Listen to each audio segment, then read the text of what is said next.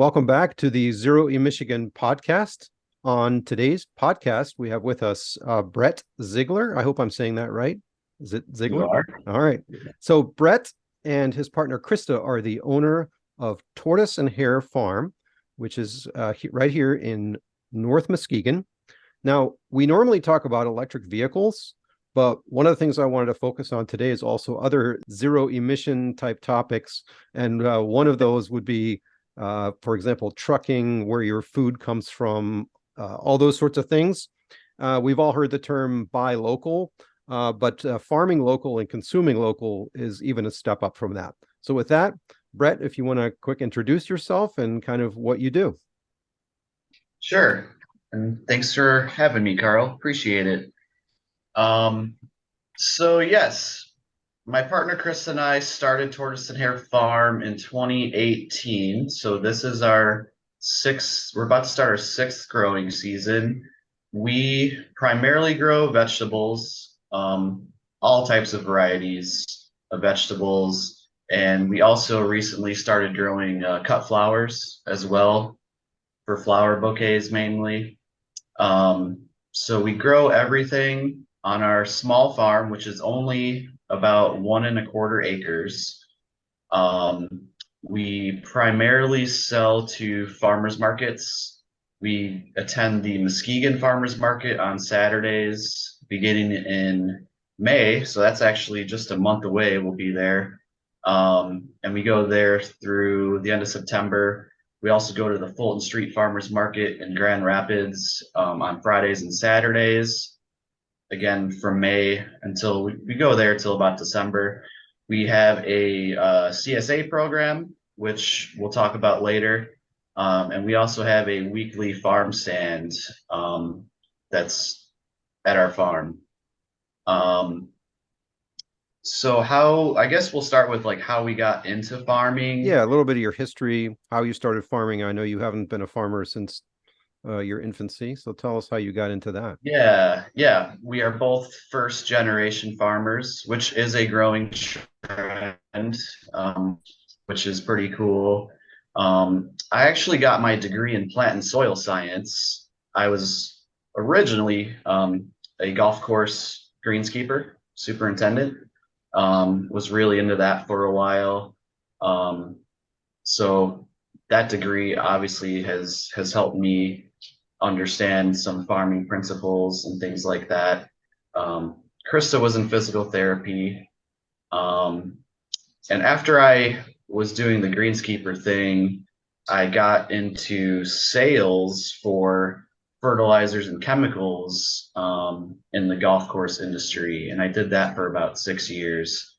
And that's kind of after a few years of doing that, um, it really got me thinking about some of these chemicals, what they're doing in our environment. So yeah, that kind of just got me started, like what's in our food, how our food system is here in the US, all those things, all those questions. I joined my first CSA in probably like 2014, really like that. Really enjoyed getting fresh food every week. And also the really cool thing was getting new vegetables and learning how to cook with them, things that I normally wouldn't purchase. And then also just developing a closer connection um, with the farm and farmer. And all these things really interested me. And about that same time is when I met Krista, and she was also really into just having a garden, growing plants, things like that. And we both are pretty entrepreneurial. We both felt that we'd like to start our own business. We both did not really like being employees and having bosses. So the more we got to know each other and started talking about all these things, we were just like, we can do this, let's go for it. So Krista really helped me because I'm a little more cautious and Krista's a little more of a risk taker, I guess, financially and business wise, stuff like that. So And that's kind of a big deal because when you first get started with any business, it can be tough, and there are things that you don't know. You don't know what you don't know. And then in farming, you have the additional risk of anything related with the weather, or all of the uncertainties that go with that. So kudos for going that route. I first discovered you guys, I think, first at the Muskegon Farmers Market, and I know Mhm. we bought some stuff from you, and then because we live downtown Muskegon, so right away for us, this was like, cool, we can walk to the farmers market, we can buy fresh local produce, Mhm. and we walk 2 blocks. We don't even have to drive a car. We can put them in our little mesh bags. We don't need those plastic produce bags. And then on top of that, we learned about your CSA. So tell us about what is CSA, and what does it really mean, and how does that work? Sure. Well, CSA, that's an acronym for Community Supported Agriculture. Um, it's been around for a few decades, so it's not anything new, but it has become a lot more popular in recent years with the growth of small farms like us. Um, and what it essentially is the customer, you, is helping support the farm by, in most cases, paying up front for a season's worth of produce. And this is important because, especially farms like ours, we don't really sell much in the winter, so from like January through March, um, we don't really have many vegetables growing at all. We've got a few, but our income from vegetable sales is extremely low. Um, However, at that same time, winter and spring is when we need to purchase a lot of supplies, seeds, soil amendments, compost, all these things, which are thousands and thousands of dollars and adds up quickly. So having that prepaid CSA income really starts us off well for the year. It gives us a sense of security, and knowing that we can buy these things and get us set up. So it's huge for us. And then for the customer, you will get a weekly box of produce. Um, our CSA starts the first week in June, and it lasts 18 weeks. So I believe that goes until the first or second week of October. Um, And we actually have a weekly or a bi-weekly option. So you can get a pickup every week or every other week. But the cool thing about it is whatever is in that box of produce, it's very seasonal. It's what's growing right now. So in the early spring or June, it's mainly like lots of greens. We grow lots of different types of greens and herbs and things like that. But then once you get into the summer, July, August, September, you're getting lots of heirloom tomatoes, peppers, onions, garlic, zucchini, summer squash, cucumbers, eggplant, things like that. So this is really cool because you're kind of more connected with the natural cycle of farming, how things grow, what's seasonal, what's available at that time.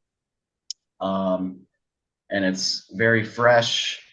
Krista does a great job with our CSA newsletter, giving recipes for what are in that box that week.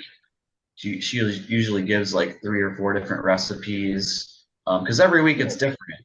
Um, mind you, we like to put onions and garlic in there a lot because, in our opinion, those are something we should be cooking with almost all the time. We're a little biased, but highly recommend using onions and garlic. So those are in there a lot, but But they also um, keep, right? So you can pretty much yes, distribute those year round, and you even have them at this time of year, or I should say over the winter.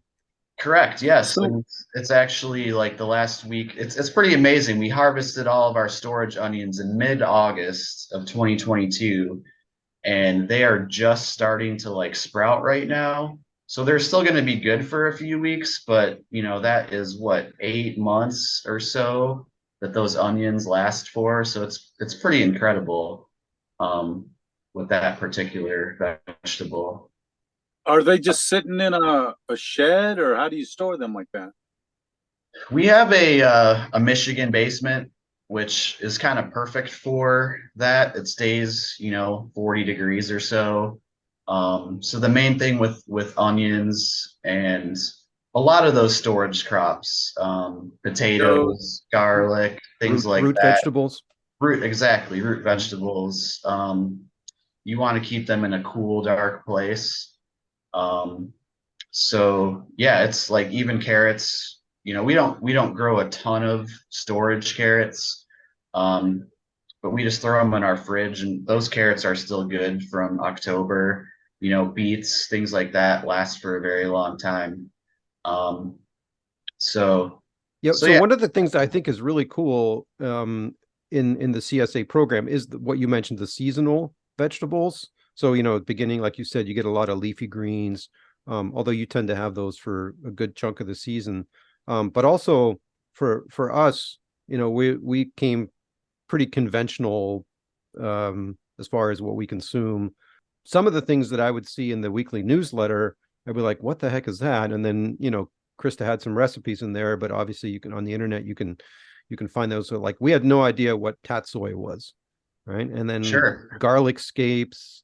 Mhm. I'm trying to remember some of the other ones, and some of the things we knew, but we typically didn't buy them. So this kind of forced us to figure out recipes and figure out what to do with them. And then it's like, oh, these are actually really good. Like my wife would make some soups with all kinds of vegetables. So I thought that was a neat way to discover new vegetables that probably, in the grocery store or wherever, I would have passed right by them because I had no idea what they were. Yeah, that's a great point. In my opinion, that's the best part of the CSA is getting you introduced to new vegetables that you normally wouldn't have used. And specifically myself, like kohlrabi is something that I never ate before farming.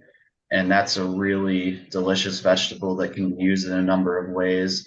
And also more recently, eggplant, which I always kind of despised ignorantly, I guess, because I didn't really know what to do with it. Because on its own, it doesn't really have a ton of flavor. But once you develop a couple basic recipes for eggplant lasagna. eggplant lasagna is great. Baba ganoush, if you've ever made that, it's incredibly easy to make and it is just absolutely delicious. So, yeah, that's getting back to Carl's point. That's what I think is the best part of the CSA. It's also What's the radius you guys deliver? we actually only do on-farm pickup for our CSA. So Okay. that is and that's what I was going to say is a CSA is not necessarily for everybody because it's great to get new vegetables that you've never tried before, but a lot of the times if you don't use those vegetables they go to waste. And we get it, people are busy, people forget about something in their fridge. It's totally natural, we do it still all the time. So that can turn a lot of people off to the CSA.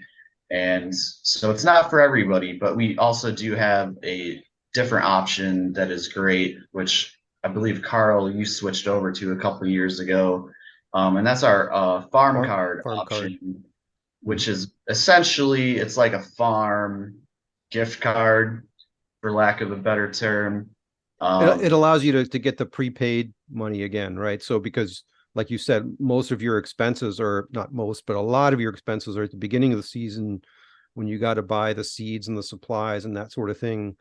And you also make it really palatable by saying, well, if you you know buy the farm card or add to your existing farm card by a certain date, we're going to give you a discount. So it makes it great for the consumer, but it also makes it good for you because that puts some pressure on people to pay that money up front, and then throughout the season, people are subscribed. I mean, that's another thing, is if you have a certain number of subscribers, then that you have an outlet for your products, right? So you're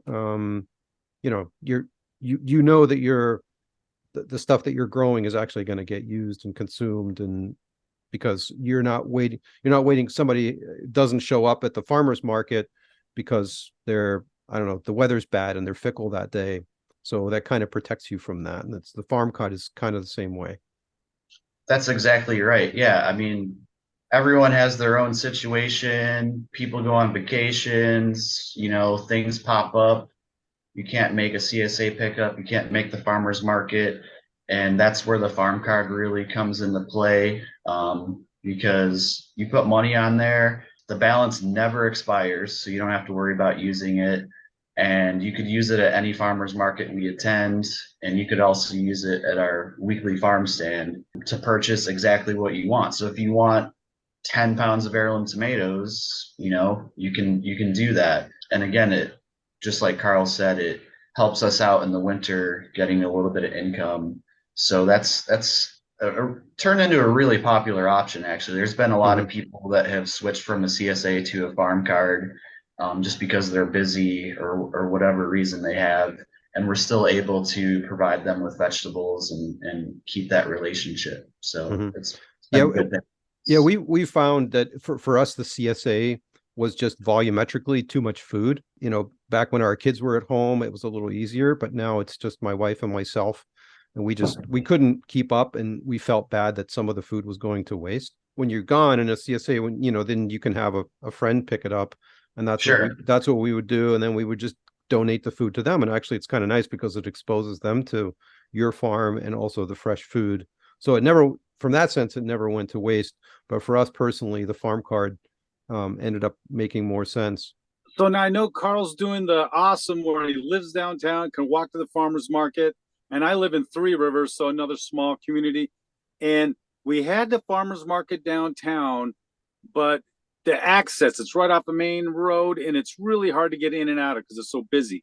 So it's a great location. Otherwise, right, lots of coverage and everything.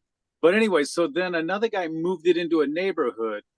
And so that's great, easy to get to, except for it's quite a bit of a walk. It's like on the edge of town. So we're still growing pains there. But another kid has started delivering. And I'm just curious about, did you guys think about that? And with the delivery part of that? Well, originally, if I can butt in here, originally they were bringing the CSA crates to the farmers markets, and also I want to go back and say, Brett, I think it was yours, but he handmade these crates, these wooden crates, and put the stamp on the side of the Tortoise and Hare Farm. And the way it works is you bring back your empty crate, and then you go and you leave with your full crate, as a deposit and all that stuff. There must be a story behind Tortoise and Hare. I want to hear that too. He was delivering, and I could see in the back of your truck, you have all these crates. And at some point, you said, well, look, guys, you're going to have to pick it up at the farm. And I totally understand that, because that's so much stuff to create around, and literally, no pun intended, but yeah. So then it ended up being local pickup. Yeah. So a lot of things to address there. Delivery, it's something that we're open to in the future, but the farmers markets are huge for us. That's probably like 80% of our business, our income, and really whatever is left over, people come to the farm to purchase, whether picking up their CSA or just coming to the farm stand. So for us, if we grew a lot more vegetables and needed another outlet, that's something we would definitely be open to, but we're just not really in a need for that right now. So I guess hopefully that answers your question, but we're not opposed to it. It just doesn't really. There's probably a logistics issue there, and time, and then you're burning gas and maybe electrons someday. Just selfishly, I was just curious about what you guys experienced. So I'm trying to get the local kids. So like I said, right, it used to be within walking distance of downtown. Now it's bicycling distance, but definitely walking a little too far, too long. Sure. But I'm trying to get the little kid, we do the EV channel, and I said, I will fund you. I will buy the car. You just make the payments. So we're trying to work out a deal so they'll have an electric vehicle. Yeah. I think, having a delivery option is very appealing to many people. I'm sure a lot of our customers would probably take a delivery instead of coming to our farm. So that for that person that that could work really, really well. It probably comes back down to cost, right? I mean, you can't absorb the delivery cost. So there'd Well, probably yeah, and need to be then some kind of a fee for that.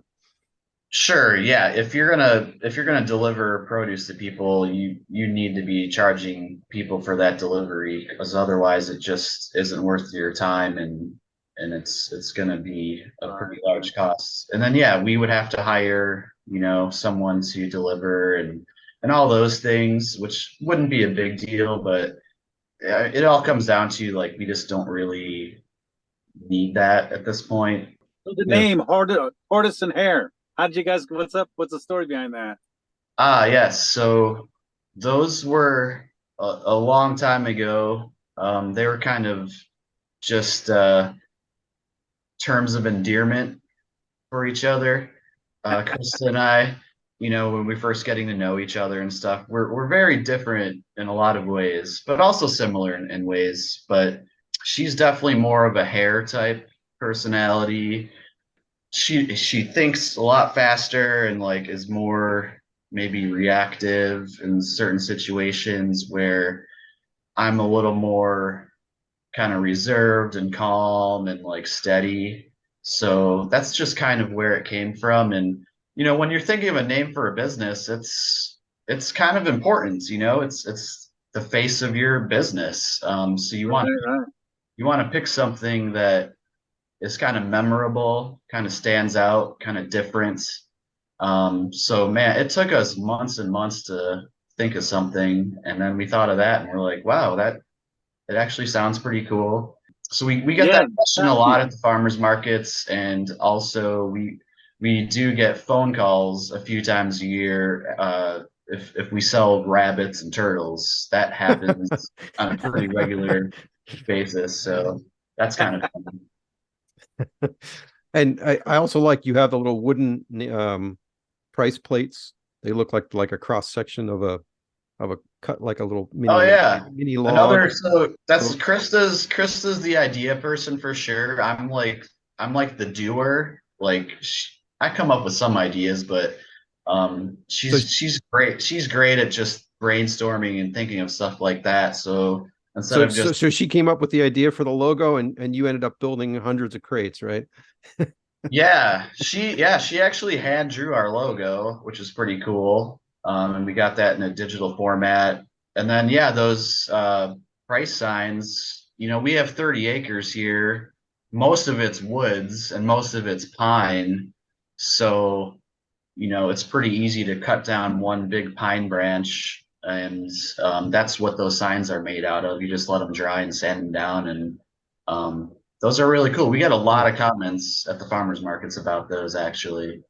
Let's loop back to something you said earlier. You said, you came from the turf industry and using a lot of, fertilizers, pesticides, that sort of thing. Talk to us a little bit about organic farming. Are you an organic farm, organic principles? Sure.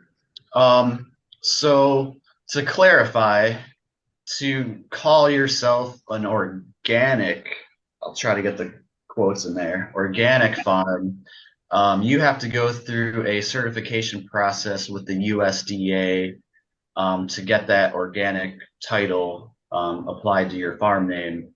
That's something that we just never really, I don't know if believed in is the right word, but we kind of thought it unnecessary. It's a lot of money. It's, a couple $1,000s every year, lots of paperwork, which I really despise doing paperwork. We're very transparent about our farm, how we grow. People are always welcome to walk around our farm anytime they come, ask questions. We're very And open. you even have open houses and had plans Yeah, to, we came to one of your dinners. So I yeah, think I think that's pretty cool. It makes the farming accessible. yeah. And we sell everything directly to our customer face to face. So we kind of felt like, why do we have to go through all this trouble to say we're Right. I agree. I organic? like that. So what's really cool is there is another certification organization called Certified Naturally Grown, which we joined last year. The costs are way, way less. There's really no paperwork. But the only thing you need to do is every year, and it's kind of cool because it connects local farms, is we have to inspect another farm in our area that's certified naturally grown, and you fill out like a whole questionnaire and you tour their farm, ask them questions, all their growing practices, all stuff like that. So we have to do that to a farm, and then another farm has to inspect us each year.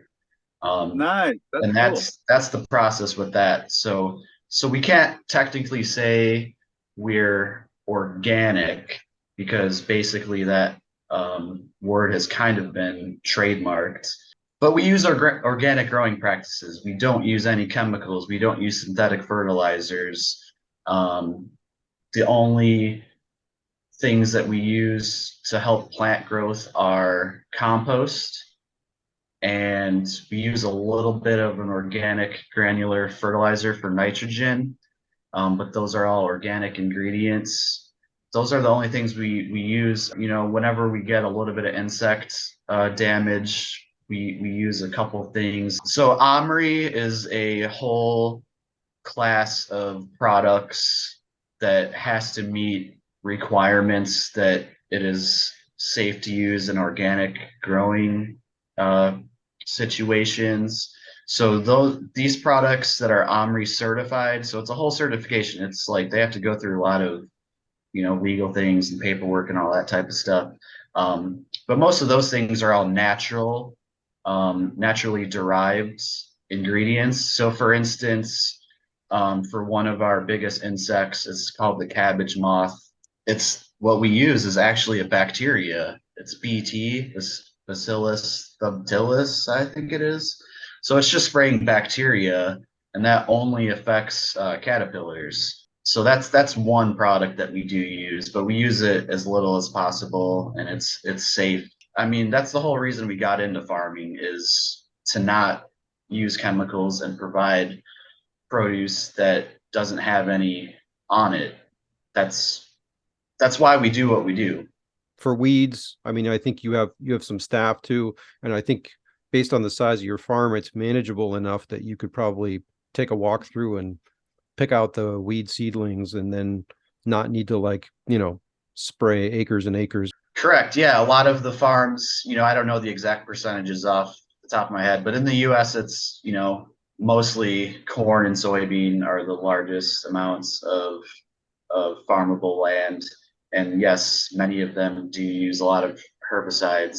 So no, we never ever use herbicides. There's no need to. Um, it's taken us, this long to kind of figure out a lot of methods to keep your weed pressure at a minimum. And there are a lot of like working parts in that to do a successful job.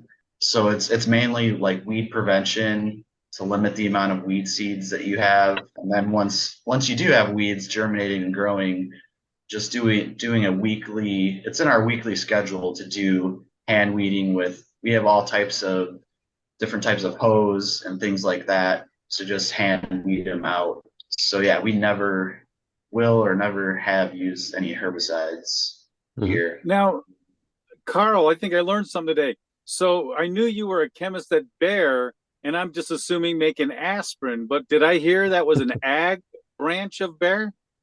Yes. So first of all, I'm a chemical engineer. So chemist, test tube, chemical engineer, 5,000-gallon vessel. Where I worked was Bayer Crop Science, mostly Wow. making fungicides, herbicides, that sort of thing. I retired from that and also started getting into more, eating organic and food with less pesticides, that sort of thing. I also became a little bit concerned about that. So I know a little bit about the industry, but mostly about, how to build a plant to make large volumes of something rather than the actual application. So I definitely have learned a lot from Brett and Krista, eating organic, eating local. I mean, that's the other thing is you see some of the food that you see in the grocery store. It's in a plastic bag and says it comes from Mexico or Chile, and nothing against those areas. They got to live too, but then they have to be transported, and that food has to be able to be packaged in a way that it's still going to get there in a way that's edible. We all still like our bananas and our coffee, so that's not going to grow locally. But for the things that you can grow locally, I really like this idea of buying, from a local farmer like Tortoise and Hare. We have another one that comes to the Muskegon Farmers Market, the Crisp Country Acres. They grow a different set of stuff that, they have hot houses and all this sort of thing. And to me, somehow it's gratifying that, okay, they show up with diesel trucks, not an EV, but yet they're only coming from a couple miles down the road. This stuff has not been shipped from Chile or Mexico or somewhere else. And again, we do tend to buy some of that kind of produce, but we try to minimize that. And I really appreciate that about the local farm, and also just meeting you guys. I mean, it's more of a community. I love that you guys have those dinners, or we met up at a local brewery one time with your subscribers, and I don't know. I just think that idea of community is really valuable as well. Yeah, that's cool. Absolutely. Yeah. I guess that's the other cool part about the CSA too, because we do at least one event every year and people get to meet each other. People obviously with some similar interests. Mm-hmm. And people have become friends through our CSA, and yeah, and not just local produce, just supporting local in general, supporting your people that are doing it, people that are making their goods, things like that. Are eggs part of that ever? They used to be. We used to have chickens the first 4 years, and it was, having eggs is great for sure, but it was just an extra thing that we had to do, collecting the eggs every day. How many chickens did you have? At the highest point, we had 70, um, which sounds like a lot, but we were getting maybe like 30 dozen eggs a week, 40 dozen eggs a week at the high point. And it was great. And we had really great eggs because we fed them organic feed. They were outside all the time, so they're eating insects, eating plants, super healthy. I mean, phenomenal eggs. But at the end of the day, when you factor in all the labor and time that it took to do that, even when we were charging $6 a dozen at the time, which I know egg prices have gone up significantly recently at the grocery store, but back then, $6 a dozen was pretty high. But even at that price point, we were still losing money when we did the math on it. Wow. And the worst part for me was in the winter time. We don't have like an underground water line out to the chicken coop. So I had to go out there every day in the winter, which was about 500 feet from our house, carrying 2 5-gallon buckets of water because their water would, freeze overnight, and scraping the chicken poop off. And, the winter is my downtime to relax and stuff like that. So it was kind Not of when you got chickens. it was kind of a more selfish decision, but I'm totally okay with that. I'm like, especially if we're losing money on this, I don't want to be doing this in the winter. So we got rid of them, I think in 2021. We actually gave them all to a local farm, which their name is Lundell Farms, which they provide great. They do vegetables also, but they have a lot of meat products and eggs. So that's where we buy our eggs from now. And Okay. and we don't have to do any work, so it's awesome. A win-win. Yep. Nice. I think so. Yeah. Do you have any CSAs? You wanted to talk about something else yet, so go ahead. Well, I'll answer that question. Yeah, we still have, I think we have 2 or 3 spots left in our CSA. And again, it doesn't start until June. So I think the prices are for a weekly CSA, I think it's 630, and a bi-weekly CSA is 315. And you can go on our online store, which I guess, Carl, I could probably give you the link for that or something. Yeah, we'll put it in the show notes, but I'm sure if you Google It Tortoise is and Hare very Farms nice too. Muskegon, I really like it. yeah. But you can just go right on the online store and purchase your CSA. And if you didn't want to pay in full right away, you could just put the $100 deposit down and pay the remaining balance at your first pickup in June. So there are a couple spots left for that. We have a lot of openings available for the farm card if anyone is interested in that. And by the way, you don't need to carry the card because Brett is amazing. You walk up and you say, "Well, I want this, this, and this from your stand." It's like, "Okay, cool. See you next time." And he remembers, and before you know it, I get an email. It confirms the purchase and all that stuff. So I don't know how you do that, but Oh, it's actually pretty easy because we use Square for that. And okay. once you card, we put your name and your card into our Square app, and it's pretty simple. I just type your name in, and yeah. But for So me, you're it's great because I don't have to carry my card. right. Yeah. You wanted to talk about something else. I think it was no-till. Yeah. Yeah, right. I just wanted to briefly mention what no-till farming is because I think, a lot of the people listening to this are probably concerned with like obviously CO2 emissions, I would assume, Mhm. things like that. Um, so I'll try to make this as brief and concise as possible because I could talk about no-till farming for days, really. Um, so what it is, I mean, it is what it sounds like. We don't till. I'm sure everyone knows what tilling is. That's, tilling up the soil, bringing it up, starting from scratch, blah, blah, blah. So there are a lot of reasons why we don't till. Um, the biggest one is it just destroys your soil structure. The soil it's an ecosystem. There are millions of microorganisms, sorry, billions, microorganisms, insects, fungi, bacteria, nematodes. There are all these things in soil working together in their little ecosystem. So anytime you're tilling that up, you're destroying that. And a lot of these relationships between fungi, bacteria, all those microorganisms, they really take years to develop within the soil, and they all work together. And having a healthy soil is by far the number one most important part about growing healthy plants, whether it's vegetables, trees, shrubs, whatever. Soil is incredibly important. So anytime you're tilling, you're just destroying all of nature's work in a couple minutes. So that's one of the main reasons that we don't till. You also get a lot more weed seeds. I don't know if you guys are aware, but like weed seeds last hundreds, if not even thousands of years in the soil. Wow. And they're constantly being blown in from the wind. There's a constant source of weed seeds coming into your wherever you're located. And they work their way down in the soil. And once they're buried in the soil, they're not going to germinate because they're covered by a lot of soil and all that stuff. But anytime you till, you're bringing those weed seeds back up to the surface where they're going to receive sunlight, more water, and they're going to germinate and then they're going to grow.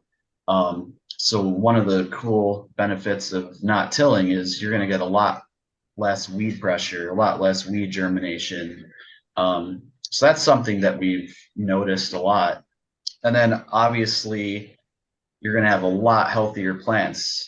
This is, last year was our 5th season. So our soil is really getting better and better each year. I guess I didn't mention, like when we first moved here 6 years ago and started our farm, I mean, the majority of the soil was basically beach sand. We're only a couple miles from Lake Michigan, and it's kind of funny. Like a bunch of our neighbors, when we moved in, they're like, "You guys can't grow vegetables in this soil. Like, what are you doing? What do you think you're doing?" Which kind of freaked Krista out a little bit, but like my knowledge of like plant and soil science and all that stuff, like I wasn't concerned at all. Um, and we've really, in those 5 years, we've tripled our organic matter in our soil, which is huge. Got some soil structure, so it's not beach sand anymore. Like you can dig down and like grab a healthy handful of soil. There's stuff in there. So because of Did you that, bring dirt in? we bring compost in. I don't know if you guys have ever heard of Dairy Do Mhm. from Morgan's Composting. So that's the primary source of compost we use. We're still working on our own because a lot of the plant material that we go through every season, we do put in a big compost pile, but we haven't taken the time to like perfect that method and like make our own compost very much. We've done a little bit of it and we want to get better at that. But we use the dairy dew compost from a local distributor that delivers it to us. So we put a lot of that into our soil, which helps it build up. Cool. But yeah, the health of our plants, I mean, it's just incredible. Like last year, now that our soil is just getting better and better, like I previously mentioned, you know, spraying that product for cabbage moths. Like usually I'm spraying that like every 3 weeks throughout the season. And last year, I think I only did 2 applications of it the whole year, just because the plants are healthier. They're able to fight off pests a lot better because they're stronger and healthier. Just, you know, just like people, if you have a stronger immune system, you're exercising, you're eating well, you're probably not going to be as sick as often as someone who's drinking beer and smoking cigarettes and eating fast food every day. Um, so yeah, and then I guess the last point I wanted to make about no-till, which ties into the CO2 and carbon, is so all that plant material that breaks down and all those organisms working in the soil and all that basically produces a lot of carbon in the soil, right? Like all that stuff breaks down and it's primarily carbon. So that's in the soil. So anytime you're tilling, a lot of that carbon is released back up into the atmosphere. So instead of that carbon being stored in the soil where it should be, you're releasing all that back into the atmosphere. So and it's hard to quantify that. You know, I know there are people that are trying to do some studies on that to try to figure out exactly how much carbon is released into the atmosphere with tilling. But I mean, it's kind of common sense. Like, you know that carbon is going into the atmosphere when you're doing that. But the fact that you've built up some organic base, you said it used to be mostly sand. Well, now you're having the byproducts of plant decomposition that are Right. that are binding in this that are remaining in the soil. You're binding the carbon in there. So in a sense, you're sequestering the carbon. So the fact that you're building up all this healthy soil as opposed to, you know, digging it up or spraying it with stuff, it's really staying there. And I think Yeah. that's really great. And it has the added benefit of providing all those nutrients to the plants that you're growing, which then go back into the food, so that, you know, the food is actually healthier and actually tastes better. There's some of the tomatoes that you get in the grocery store. I mean, they're I think Andy Rooney used to say they're about as tasty as the cellophane that they came in. And you know, when we have the heirloom tomatoes that come from your farm, the flavor is just absolutely amazing. And you know, they may not always look pretty, they have little cracks in them and stuff like that, but man, the flavor is just unbelievable. Yeah, that's exactly right. And a large part of that is because of the soil, the health of the soil, and all those nutrients that are in there. You get the full spectrum of all the nutrients as opposed to if you didn't have healthy soil.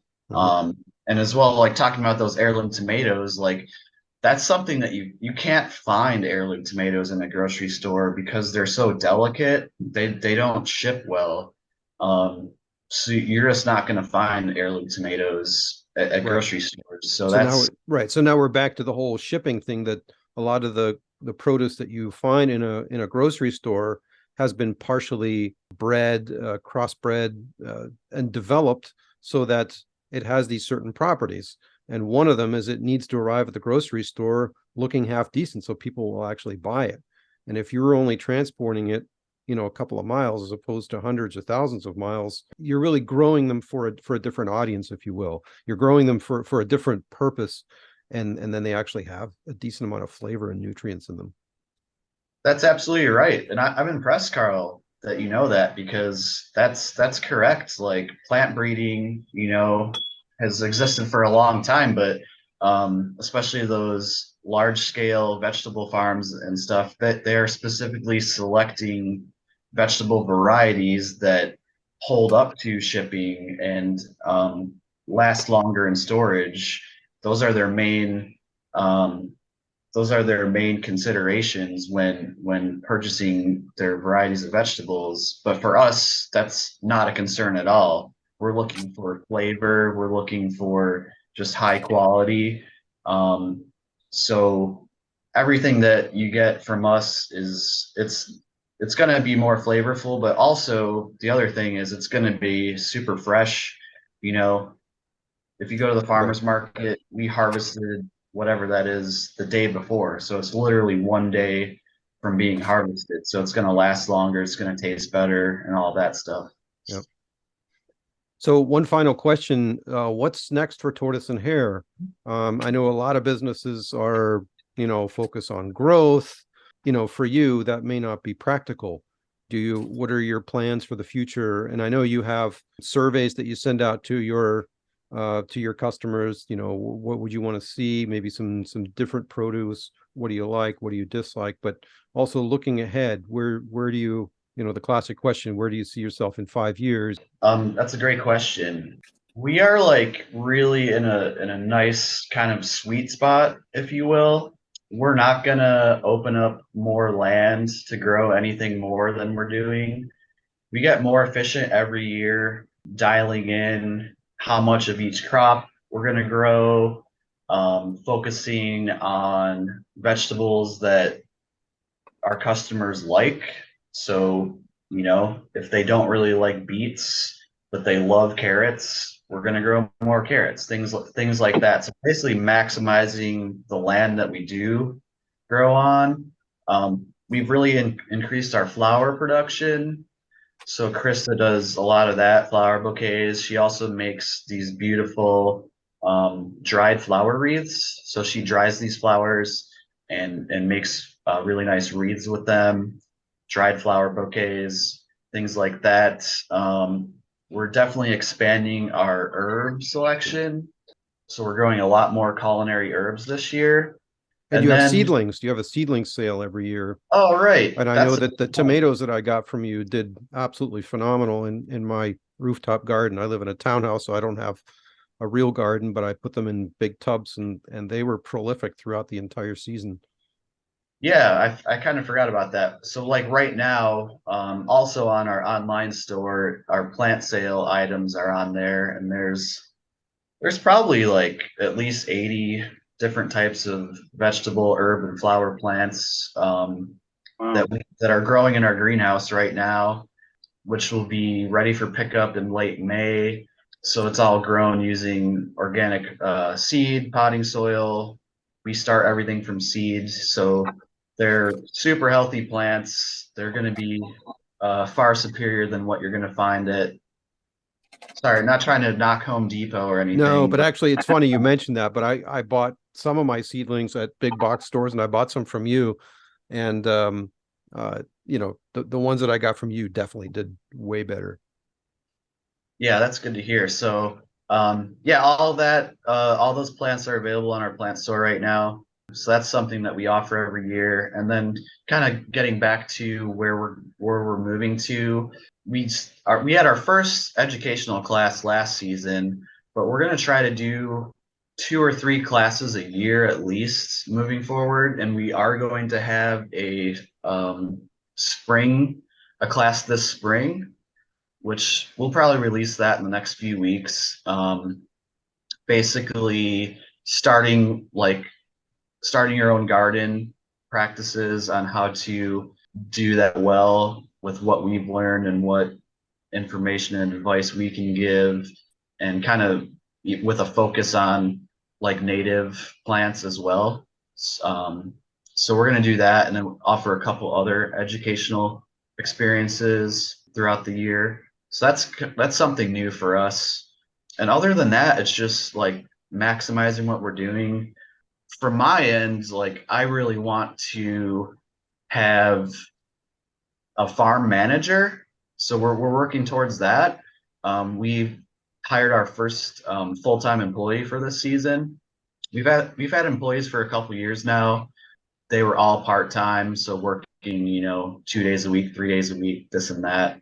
So we did hire a full-time person for this year, which we're really excited about, and training that person to become a farm manager to allow us to focus on some other things, especially like administrative type stuff.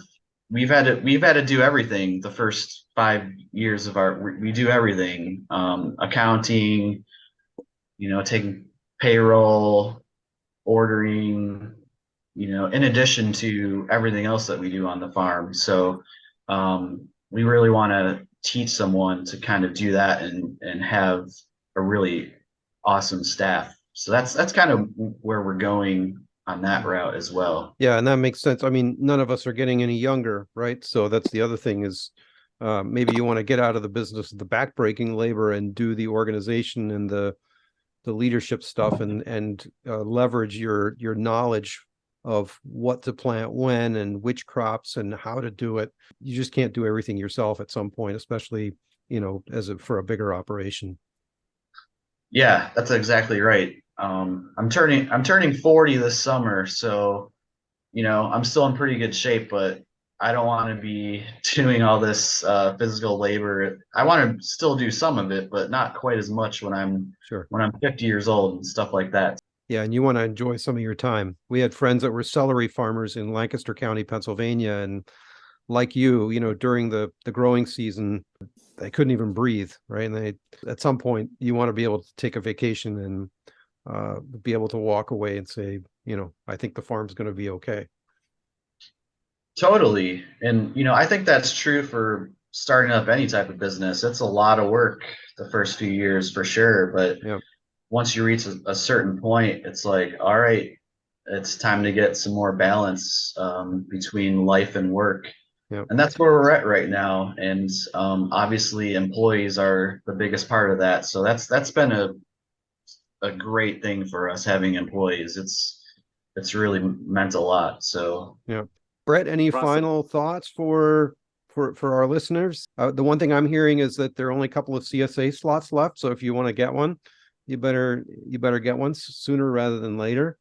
But the farm card is another option. Again, that's what we do. But other than that, we'll find you again at the Muskegon Farmers Market, Fulton Market in Grand Rapids, and there was a third one.